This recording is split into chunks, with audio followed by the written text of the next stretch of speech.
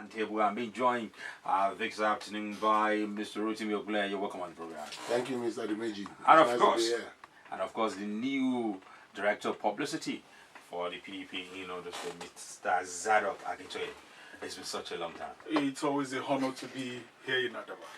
Okay, you remember that for the first time in the history of Nigeria, Democracy Day was celebrated on June the 12th with pomp and pageantry, and President Muhammadu Buhari, who did not make any speech on the 29th of May when he was sworn in for his second term in office, made that speech on June 12th. That's last Wednesday. We'll be looking at that speech and the next 4 years of the Buhari administration. So let me begin from Zadok. I'm sure you listened to President Muhammadu Buhari making that speech on June 12th. Let me ask you this before we go into the specifics. What is your general thought about that speech on June 12th? Because before then, there were a lot of expectations, maybe because he did not say anything on May 29th. So a lot of Nigerians were expecting so many things. And then on June 12th, that speech, what's your thought about it? Thank you for having me. It's a pleasure always to be on Adaba FM. I want to appreciate the station for what it's doing in terms of educating and informing the society.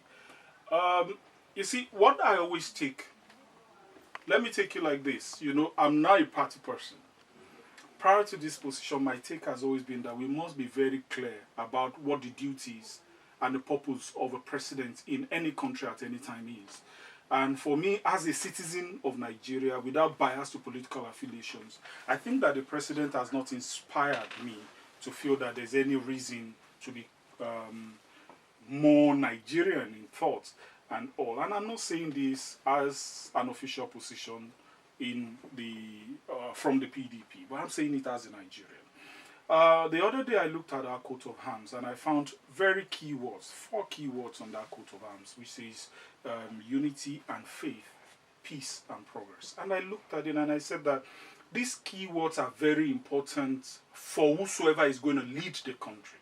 You must be one who fosters peace in the country so that the citizens can have faith in that country, so that we can all progress together and then we can have peace in our lands. And when I listened to the president, it was a deflating experience for me. And this is not being biased politically at all. I'm not being partisan.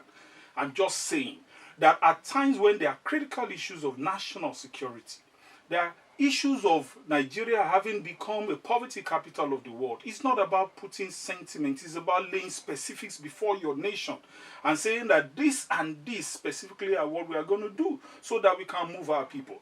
I looked at what he said about lifting 100 million Nigerians out of poverty. So many other different components of that speech. But for me as a Nigerian, and I'm not being partisan, you were not inspired. I wasn't inspired to believe that we are. Okay, Mr. Ogle, were you inspired?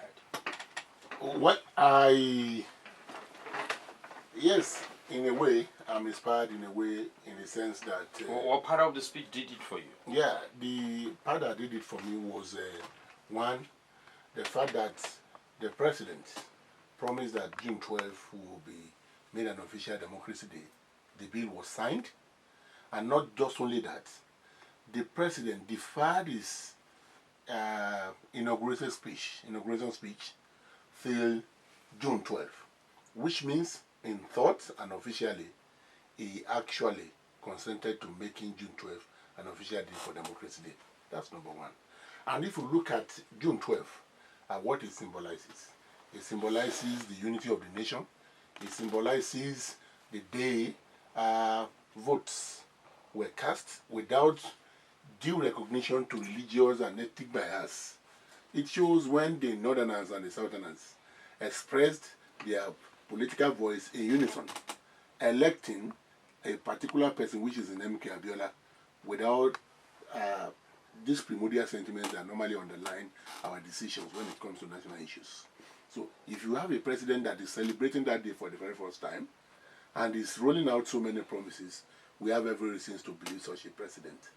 The hallmark of leadership is character. It is the content of this character that will make a leader stick to his words. Like I said, You're saying Buhari has that character. of course, he has demonstrated that. It is so easy for any leader to make promises. It is so easy for you to come on board and bring to the table so many beautiful proposals, business plans, but the ability to turn business plan to face the challenges of our day-to-day life will determine how best you implement what is contained in that proposal.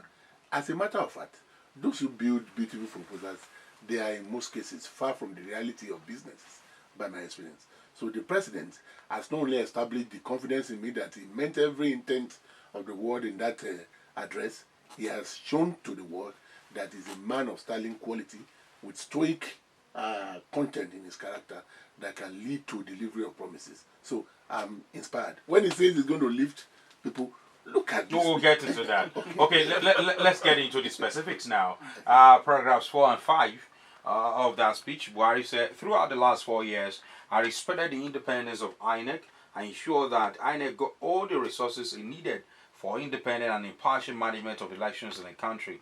All interested parties are agreed that the recent elections, which except for pockets of unrest, were free, fair, and peaceful. Now, let me ask you, Mr. Ogle, what you've seen so far between 2015, when Buhari took over, and now, especially 2019 elections, and with what the EU wrote in his report on the 2019 election, would you agree with the president that there has been an improvement in Nigeria's electoral process? Thank you very much. Before we jump into either yes or no answer, the challenges of... I'm not asking you to say yes or no. No. You have the time. Yes. Between 2015 and 2019, the challenges that confront our electoral system differ. Okay. In 2019, you have two political parties that have at both sides the principal actors in our political landscape. You have, for example, a political party that, an INEC, so to say, that was ready to make sure that re-vote take place in the southern and south and southeastern part of the nation. Before, what we have is 1.2, 1.5 million votes coming from a state. But this time around, there was no opportunity for anybody to inflate votes unduly. There was no opportunity for one or two persons to militarize the entire process, thereby conjure figures. If we look at the elections, you will find out that there were some states where PDP will win governorship, the presidential election, the APC will win. The House of Assembly election, APC will win. The senator election, PDP will win. The House of Reps election, APC will win. That shows that to a very great extent, the votes of people actually count. That is what I'm saying. It's not what it used to be that in 2015, when a state wins governorship election, all House of Assembly seats will be won by that particular party.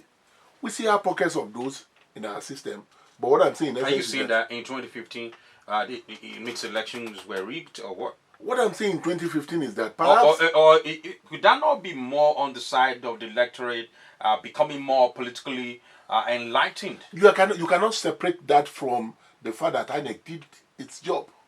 If the people are politically enlightened and politically social to the extent that they know where to separate their vote, they know where to give their vote to a particular party, they know where not to do, then it means that that particular... INEC, the electoral observers, must have done its advocacy and enlightenment program very well. It's not very, it's something that is not common. Yeah, no, it's not. You're saying it's not the political parties or the people on their own. The truth of the... Okay, listen. Because when you talk about political advocacy, on the part of INEC, all Nigerians know how that went. The INEC opened the frontier of discourse. Oh. All political parties, NGOs, National Orientation Agency, and most of these observers. 2019 was the very first election that so many of them who have unmitigated, unrestricted access to INEC. They had several meetings, they had several conferences, appear on TV. As a matter of fact, there was a particular clip that was going on social media where one of the resident electoral commissioners was discussing about the issue of server or no server. So INEC was that free INEC was that thorough and engaging during the 2019. Unlike the 2015. Unlike that. Then again, one thing you will observe too is this. If you observe the trend at which INEC honored a court judgment, you will see that it ought even the party in power. When court gives judgment, for example, Sanfara case, there was a particular instance where court gave a judgment to punish the ruling party for not conducting very credible primary election. Immediately, INEC obeyed. Other courts gave a contrary judgment. In the same vein, INEC obeyed. So you will see that they are so flexible to court judgment. When you bring yours and it is given by a valid court, INEC was ready to obey without any interference. Look at what happened. Was that not the case in 2015 under Jega? The truth of the matter is that this particular one affected the party in power so much so that they lost the entire... Some of the actions... I'm coming to you, Mr. Zado. Would you say some of the actions that the Jega-led INEC, some of the actions that it took did not affect the ruling party at that time, under Jonathan? What I'm saying is this.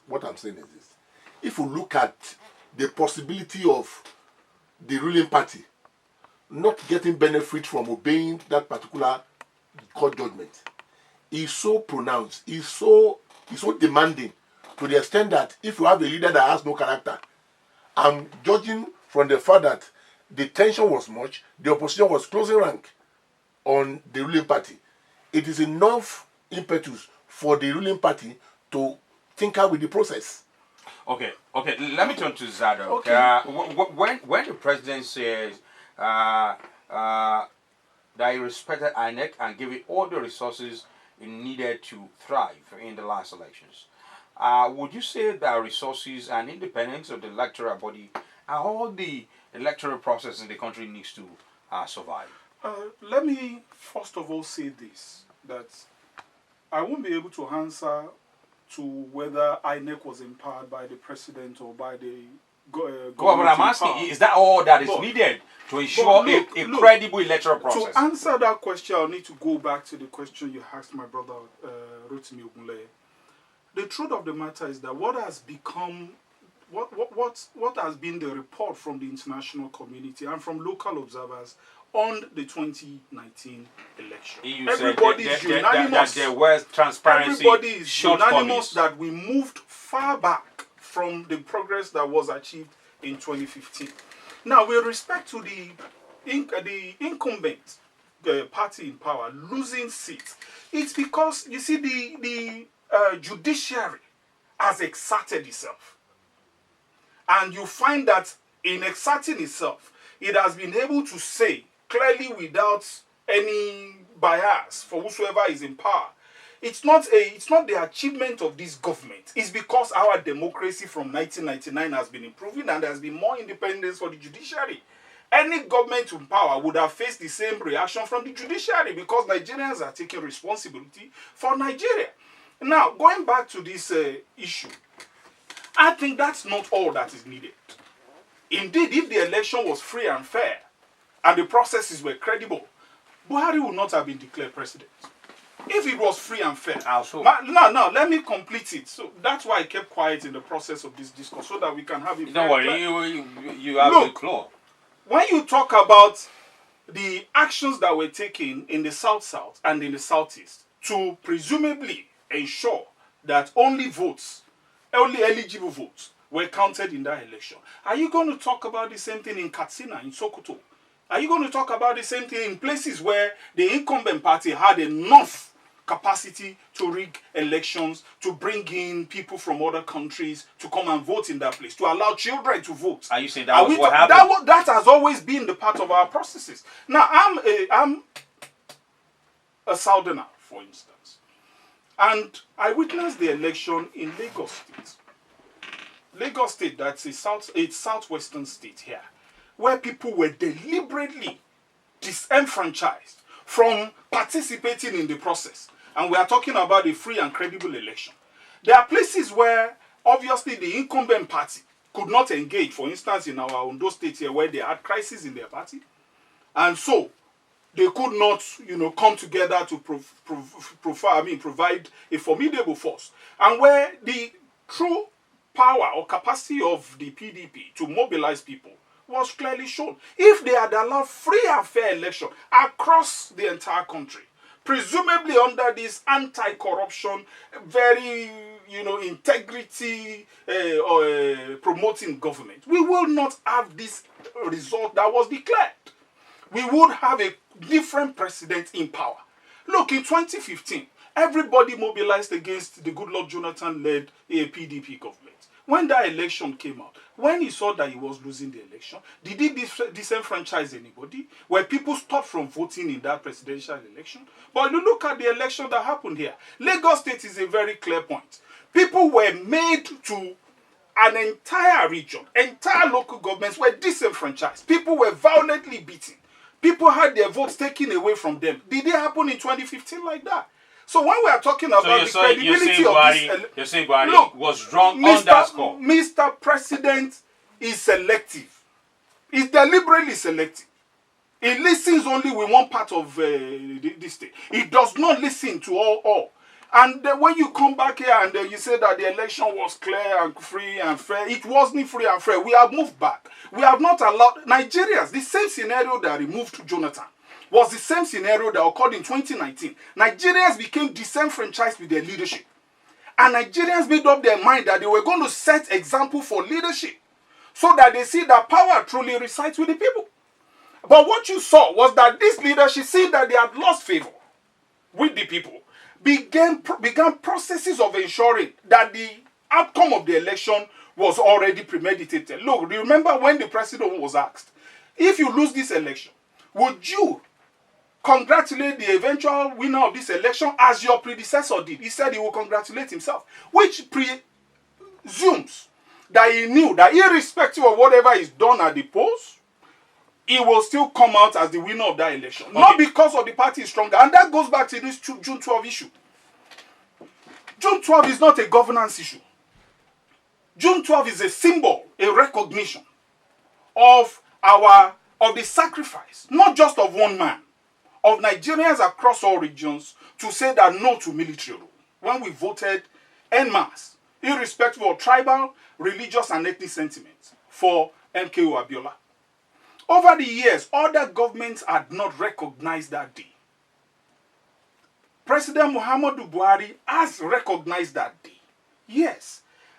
But it doesn't have, apart from the symbolism of it, it doesn't have any direct impact on uniting Nigerians. You need to go back and look at the issues of Nigerians complaining about insecurity in their homeland. And the fact that you have a presidency that is not responding to the issues raised by citizens. We'll get to that part. So this 212 issue is just something we must celebrate and appreciate. Let's move. The EU, like I said in his report, noted that there were systemic failings in the last elections, and it advocates fundamental electoral reforms. Let me quote a part of that report. When the head of the EU was addressing a press conference in Abuja, she said, such reforms needs political leadership that is dedicated to the rights of Nigerian citizens and an inclusive process of national dialogue involving state institutions, parties, civil society, and the media. This needs to be urgently undertaken to allow time for debate, legislative changes, and implementation well in advance of the next elections.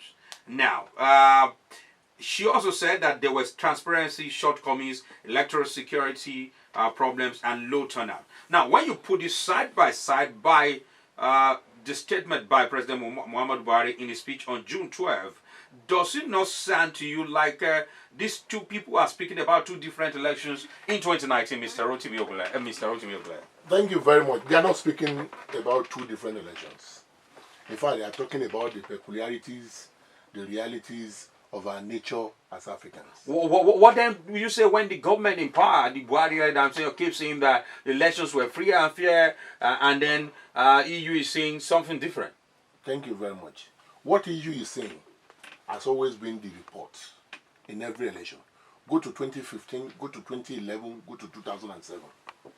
These issues that the issue itemized there, they are not as a result, directly as a result of the election that was held.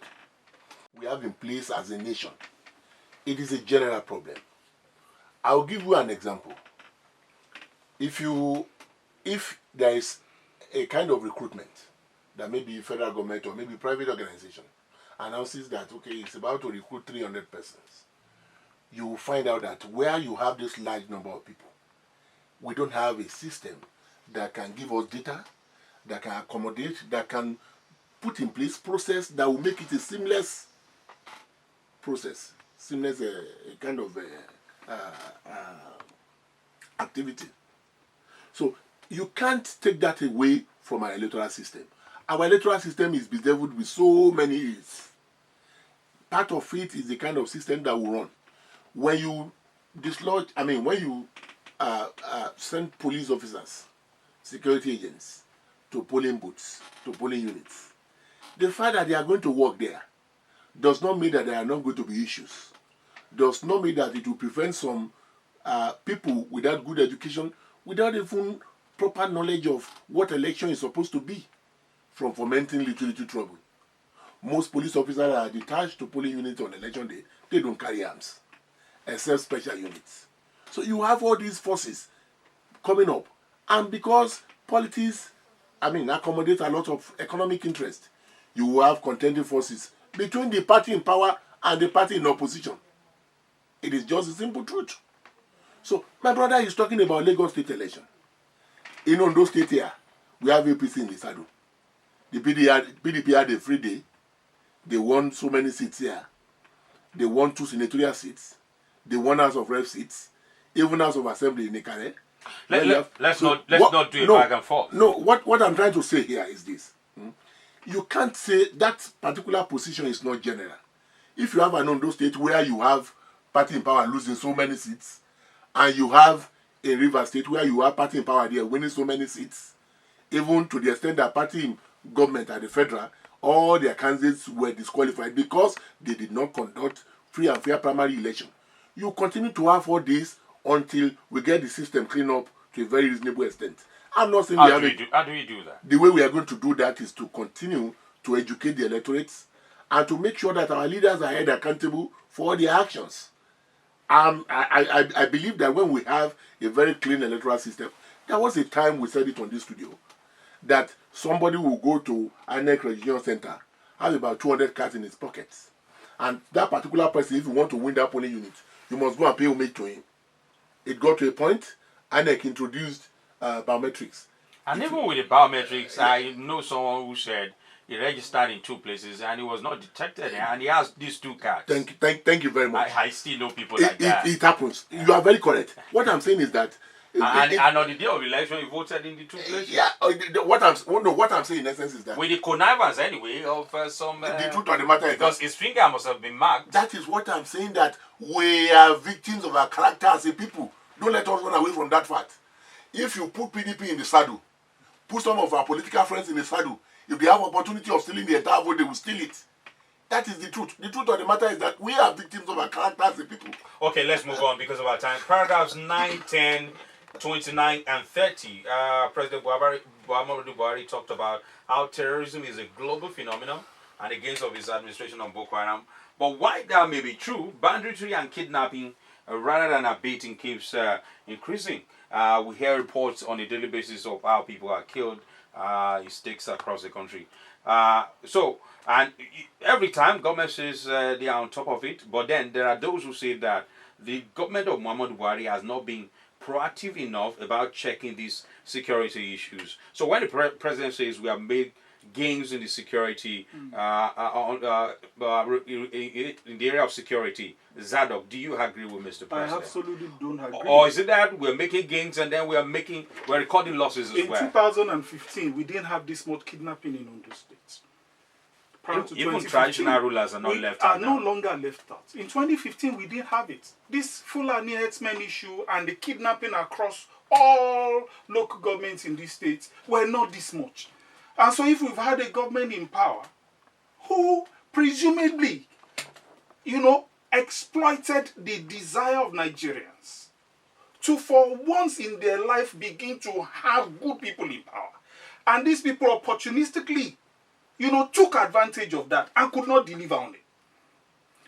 Am I safer now? I want to travel. If I'm going to Abuja, I take public transport. I don't even drive my car. If I want to travel, I want to take my child to Ife. I have already debated with my wife, which is our safest option. Isn't it better for us to take public transport? Did we do that in 2015? Did we have to do that in 2015? We are doing that under this government. People are complaining. Look, I keep saying that the qualities of a person that's going to lead Nigeria must be somebody that is Nigerian, that is a Nigerian in mindset, that is a broad-minded person, that is familiar with all regions, that is used to all culture, all customs, that is acceptance of all religious beliefs.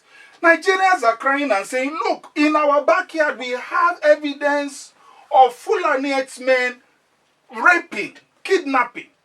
And you have a Fulani president who, if he believes in the Nigerian story, his first act is to try and guarantee to other Nigerians, because he will leave power one day. Another region or another person will come into power. You don't want to set bad precedents. His first job as a Nigerian president is to guarantee safety of all Nigerians. Because look, Nigeria is so complex. We have more than 200 ethnic units. We have many languages. Anybody that's going to rule, it must unite it. So if regions are complaining, I am complaining that some young Fulani boy that is not as old as my son drives his cattle into my farm, and I have to prostrate and be begging him and placating him. And I'm complaining in Nigeria, where I don't have I'm not the grand commander of the order.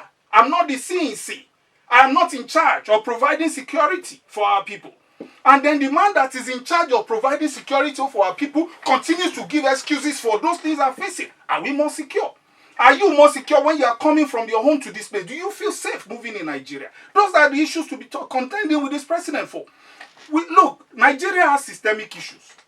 When we conduct election, people always look for ways of subverting it. And I always say, the reason why Nigerians are like this is not that intrinsically they are corrupt. But Nigerians are probably the most intelligent set of Africans you can see anywhere in the world. When you have an aggregation of smart, intelligent people who can always make a way for themselves, who are not being deployed properly, who are not being guaranteed safety in their own fatherland. When you have these people, they are going to look for options. These options of criminality is part of it. Because every human being wants to survive. And within your sphere, if you are within a negative sphere, you are going to use negative means. So, we go back to the president. If an incumbent party who seeks to change the system cannot conduct internal primaries, elections in their own party that can be credible and not faulty, what example have they set for the country? In the process of Nigerians anchoring their faith, their belief in this Mr. Integrity, and then they find Mr. Integrity not living up to standard, do you know the cost on Nigerians? It means that subsequent elections and leaders that promote themselves will have to do 2 times the job this man is doing instead of half of what he's doing to be accepted by Nigerians. That's why Nigerians will begin to pay more. Anybody contesting elections now, instead of her now coming into a system where you need to do less work, will begin to do more. Because in the last 4 years, what this government has failed to do has set us back more than 10 years. And then we need to first of all begin the process of recovery. Number one, for the citizens, is that you must give Nigerians a sense of belief in their country. Now we have ethnic agitations, far more than we had even in 1999 when we came from military rule. Nigerians are no longer feeling this sense of empathy towards their country, this sense of nationality, because we have presidents that is not indicating through deliberate actions and policies that this is one Nigeria. If I complain as a Nigerian that the security architecture of the country is largely skewed towards a particular region, the federal character, the federal system that we run mandates that you must guarantee every ethnic unit in Nigeria, or the major ethnic units in components in Nigeria, a sense of belonging in government. Once you take that away, you have injured Nigerians. Nigerians are already fighting.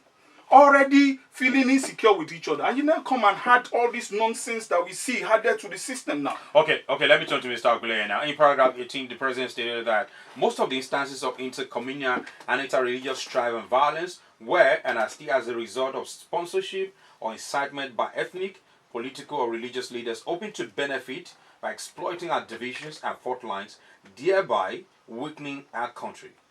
But there are security experts who say that Nigeria just responding that most of the security problems we have in Nigeria is just a response to insecurity on the global stage, and that banditry and kidnappings may be other forms of the Hydra-headed Boko Haram as a result of the shrinking spaces for them to operate due to military offensives. You know that some of these Boko Haram may be metamorphosing into banditry and this Asmeng and farmers clashes and all of that. Would you say that insecurity, as stated by Mr. President, can plainly be explained away by religious or political influences, as he is tending or to do in his speech? The truth of the matter is that democracy, as good as it is, the kind of freedom it confers at times, if not well checked, might lead to what will hinder development in the country. Okay. Largely because of lack of proper education, largely because of the fact that we still believe that I'm more of Yoruba than a Nigerian. You see yourself first as a yes, tribal man. yes. It is a mentality that grew with the nation in our political trajectory from military to the civilian rule. We can't shy away from that fact. Unfortunately, the political actors, they are not concentrating on this very important aspect of our political life. Recall, please, that in 2011, there was a particular report by one USA private security agency that predicted that Nigeria will not be together in 2015. Why they predicted that we're not going to be together in 2015? Nobody cares to read it. People were just condemning it. Yes. I read that particular report. This EU of Boko Haram was the particular fulcrum upon which that particular that report was based. Yeah. The report said that there was a particular training ground for this so-called member of Boko Haram sect, that the way they are growing at the geometric rate, that it will lead to a kind of ethnic and regional mentality that will promote entitlement mindset. And once that grows, it will be very difficult to manage. And there will be other forms of insecurity. Yes. That's what I asked. Do you not see all the cases of banditry that we have now and kidnapping? Yes. Is it not Boko Haram in another form? Yes. Because when the military attacks them and you say you have defeated they have to them, change form. These guys will be definitely somewhere. You can't kill all of them. Yes. And because of that shrinking spaces for them to operate, they have to metamorphose. And they're changing forms. Yes. But would you say that government seems prepared enough to tackle all these other forms? I am coming. When you have a process that has led to insecurity, it takes the same length of understanding of that particular event for you to provide solution to it. While Obasanjo was addressing this issue some time ago, he said this issue is not about Nigeria alone. That is about transborder problem. Yes. That is a global issue. If it is a global issue, then it means that we are just profiting politically from that incident and begin to, make cases that in the first instance should not be. Instead of us to wear the toga of national identity and address this issue headlong. I traveled to Ife. I've been to Ife and Osun State or your state in the last 3 months more than 5, 6, 7, 8, 9 times. I've not been kidnapped. That does not mean that kidnapping did not actually occur along that route. But the truth of the matter is that government has equally responded. But between you and I, how many police officers, how many security agents will go to C farm, will go to Ire farm, will go to... The truth of the matter is... Whose fault is that? Yes, the simple truth is that we have a system that allow banditry that allow the growth of these elements more than enough. So by the time we are paying attention to them, the problem is here with us and is right here with us and is sitting comfortably with us. What I think the Mr. President is saying is that to the best of his ability and security report that is available to him, he's been responding to all these security challenges, and now that it has taken a new turn, that is becoming a global issue, it is high time the people, the leaders across board come together to talk to all that are involved, especially political leaders. You can't run away from the fact that these are politically motivated. Wait, just a minute. We talked about the possibility of Boko Haram metamorphosing into other insecurity problems. Of course. And I'll ask you a question.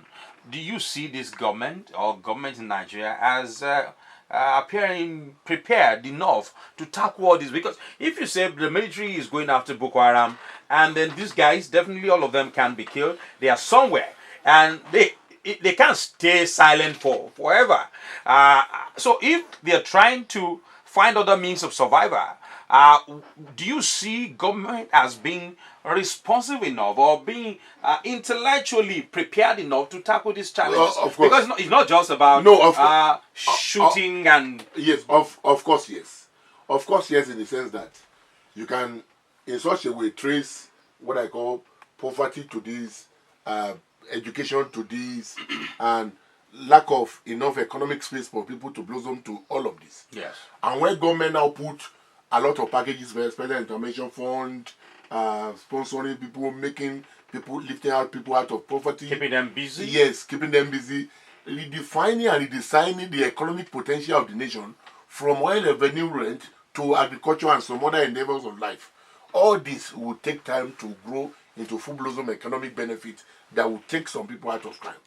But before that time, the only available opportunity, the only available response to all of this will be military option and deploying security men to tackle all these challenges.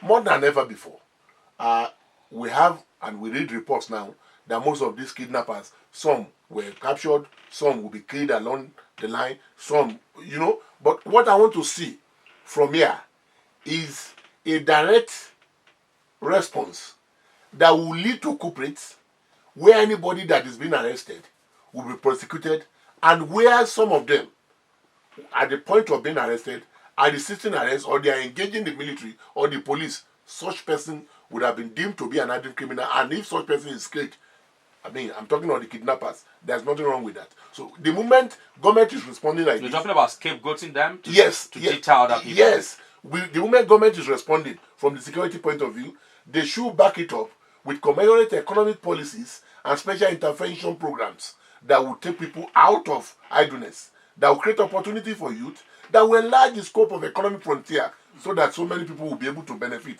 It takes time. It's not a thing of a day. From 2007 to 2015 is such a long period. There have been so many intervention programs, NAPEP, this and that. Okay, Mr. Ogun. All these things have not been able to substantially remove people from poverty line. So it means we have to change our approach, which is what the government is doing. Because of our time, let's quickly look at paragraphs 19 and 20 of the president's speech, where he talked about Nigeria being a great country, and the United Nations estimates that our population will increase to 411 million by 2050, making Nigeria the third most populous nation on earth, behind only China and India. And he says we have water, arable land, forest, oil and gas, and vast quantity of solid minerals. We are blessed with an equable climate. However, the bulk of our real wealth lies in agriculture, livestock, forestry, and mining. We possess, please underscore that, we possess all the ingredients of a major economic power on the world stage. Now, when the president talks about population one, he talks about agriculture, all the natural resources and all of that. Are these the only ingredients, Zadok? Are these the only ingredients that are necessary for the making of a great country? Because the president did mention India, Singapore, and China in his speech. Singapore, for instance, had nothing at independence, and it was able to move from an underdeveloped country to one of the best in the world. Every nation in the world. So what is that ingredient that Mr. President did not mention? It's the people. Look, The creation of Nigeria as a country is not by deliberate effort of the citizens within that place. It's like a fiat from the colonial masters. Don't forget that we are Nigerians because Flora Shaw suggested that name, and they agreed to. It's an illusion. What we need is a president and leaders across all the regions that are truly Nigeria minded to now begin the process of building the Nigerian. I always say, a Nigerian does not exist in terms of... Is that a question of leadership? It's a question of leadership. The only element needed to make this nation great is the people element. We have not invested. And I say the danger is that our leaders assume the Nigerian post-independence, the first 15 years of independence, is different from the Nigerian we have now. They believed in the Nigerian story. The larger majority of our people now don't believe in the Nigerian story because they've grown up in an environment that has not afforded them the opportunity to be proud about where they live in. So a lot of people now look at themselves more as Yoruba, Igbo, rather than a Nigerian. That's why you find that at that time, even those who were in the military that took power from, and our forefathers who were the freedom fighters that took power, some of them were born in the north. Some of them were born, they were born outside of their region.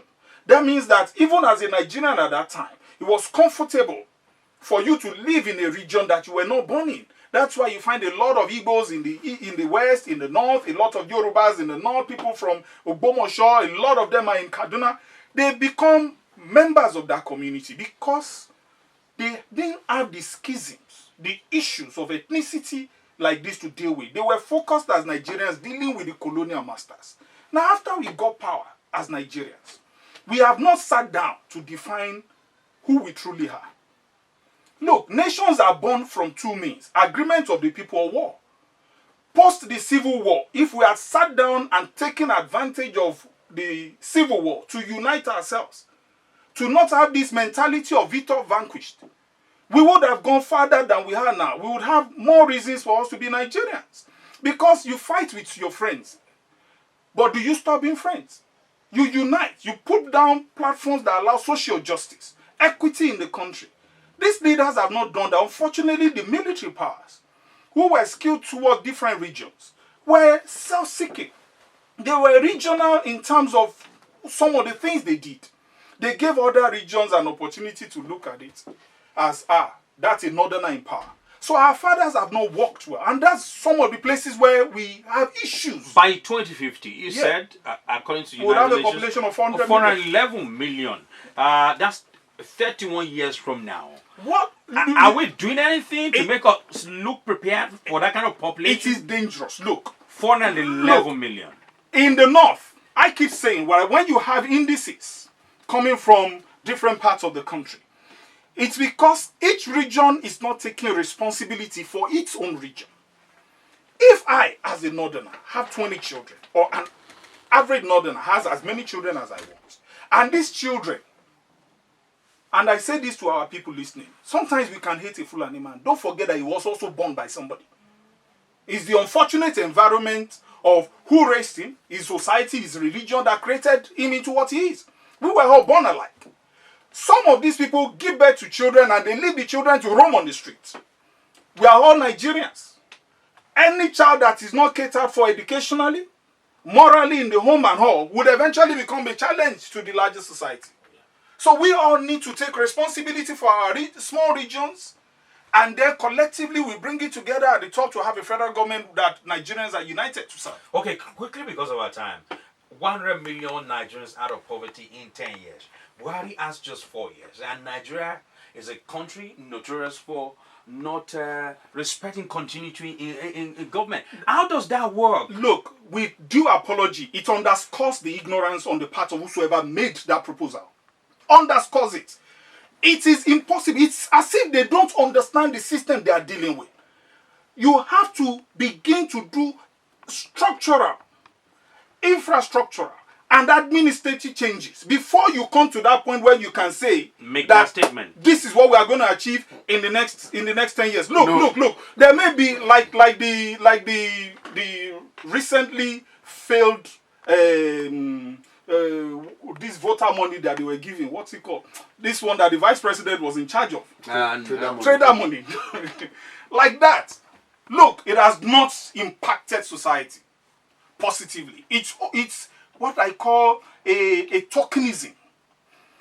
When the PDP-led government was doing the empowerment program, they were focused largely on enterprises, moving enterprises in capacity so that they can then expand and accommodate more people. That's where Nigeria should focus its attention, not tokenism. Now, while you are looking at palliatives of, don't forget, you spend 20 billion, I'm presuming this, you spend 20 billion on dash to people. And then expect that this 20 billion that you have dashed to these people will move the economy. It's an assumption. It's not, it may work in another country. Okay, because it of doesn't work in Nigeria. Because of our time, Mr. Rosemary, 100 million Nigerians in 10 years. Mr. Sadok is not,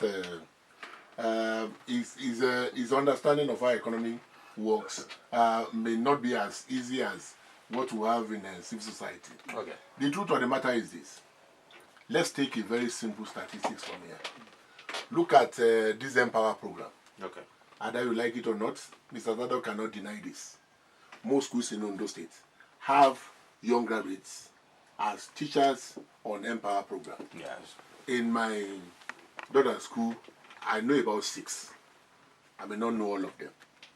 These people are not working before, they don't have work experience. Now they are working, they earn salary. They go on with 30,000 and stuff on monthly basis. No matter how small it may be, it is enough for them to at least start something and have plan. When you have consistent means of earnings, then it means you can plan. When you can plan, then it means you can lift yourself from the particular level to a higher level. That is the way economy grows. If you take the statistics of people in Empower alone, nationwide, you will observe that it is easier for you to lift 10 million people out of poverty in 10 years. The president is talking like somebody who is dealing with a system and their governance is continuum. The fact that he's talking in relation to continuity of government means that he's the one that is thinking aright. It shows that we prefer to live in the past. Knowing that Nigeria is notorious for not, Nigerian politicians are very notorious for. The president is assured of the system is going to leave behind. I'll give you one good example. Okay. How? In 2015, downward, the kind of budgetary system that we do is incremental budget. Okay. You bring your budget, this year, you just put percentage. What we have done this year is 1 million. Put 30%. Put 40%. Without justifying the inclusion of that particular line of expenditure. And the president came and his team said, no, you don't run a nation like this. This is the reason why our budget performs less than 40%. Let us justify the inclusion of any line of expenditure that will come into our budget. So they turned from incremental budget to zero-based budgeting. Shortly after that, they introduced what they call MTEF. That's Expenditure Medium-Term Expenditure Framework. That will guide budget preparation for a minimum period of 3 years. So that when you have a project, you can roll it within the budget period, which is 3 years. These are the systems that can deliver economic development as a certain set time and period. So if you have all of this in place and you roll them together and they are working in the next 4 years, which means it will have been 8 years, certainly if any other person is coming, of course it will be a reasonable person that will look at the system that is on ground. As at that time, as a matter of fact, the way our country is even going, the challenges that confront our revenue will not even permit anybody to behave anyhow, because if you allow these annoying and angry citizens that have been ravaged by poverty to be let loose, the leaders, their family, their children are not safe. Do you understand that? So EU of governance has gone beyond what it used to be in the past. That is why I said we will continue to pay for our very dirty character as a people. Of course, I agree with you that the Fulani son are born by a parent just like the way I was born. Unfortunately, he was a product of a family background that had not been able to provide education, decent living, and good orientation. And they are unleashed on the society. But as you have it in Fulani, you have it in Yoruba, you have it in Igbo, you have it in Hausa. There's this case of a particular reverend in Ekiti who kidnapped himself. And claimed that he was kidnapped. The Yoruba reverend. The other people that were apprehended of recent, many of them are Igbos. many are from Kogi side. So because kidnapping issue has been traced or has been directly politically attached to the Fulani people, then those people that are doing it, the Igbos and all of that, they don't. They when it happens, they thought the Fulani has kidnapped people. So we should stop all these. Politicizing very dangerous issue in our national experience. Okay, quickly. What me I'm saying is this, sir. On the last 20, the program sort of mentioned the other time that when they were doing Shopee, we had 2 or 3 of these trainees in our office under the Shopee arrangement. Most of the ingredients, most of the promises, most of the follow-up empowerment that should go with this Shopee issue were not done. Yes, and that makes the entire system vulnerable. When you train somebody. Okay, quickly because of our time, because we have just 2 minutes. Let me ask you, on a final note now, there are those who say that the president's speech on June 12th was long on rhetorics and short on specifics. Do you agree, Mr. Rotimi Ogunleye? It depends. Some people may see it half filled up, some may see it half empty. It depends on who you are looking at. Zadok. Absolutely. We should ask them what has been the budget performance in the last 4 years. Have they been able to account for the money and revenues they've collected? How has that revenue actually performed? This is the no. Those are the questions we should ask as citizens, and it has no politics in place. I keep saying, and I say it again, and I reiterate it, that a Nigerian president must first be a Nigerian. He must be Nigerian in mindset, and he must consider every region of Nigeria. Okay, quickly, this last one. This last one. In that speech, President mentioned having a team, putting in place a team that will work on making Nigeria a great nation. What kind of cabinet do you see the president announcing? Yes, I see a cabinet that will be more of 70% technocrats and people of proven track record and 30% politicians. I would expect him to balance his cabinet. A lot of people that are competent across the country in economics, people that are competent in human and capital management, and then some level of politics too. Because you need to also talk to your people at home, because policies of government that don't touch the people is a waste of time. Thank you very much, Mr. Rotimi Ogunleye, for coming. You're welcome. And thank you, Mr. Zadok Akitayo, for coming on the program. My name is Benji Daniels, and this is where we call it today on today's edition of the Roundtable. Next Monday is another time on the program. Thank you for listening.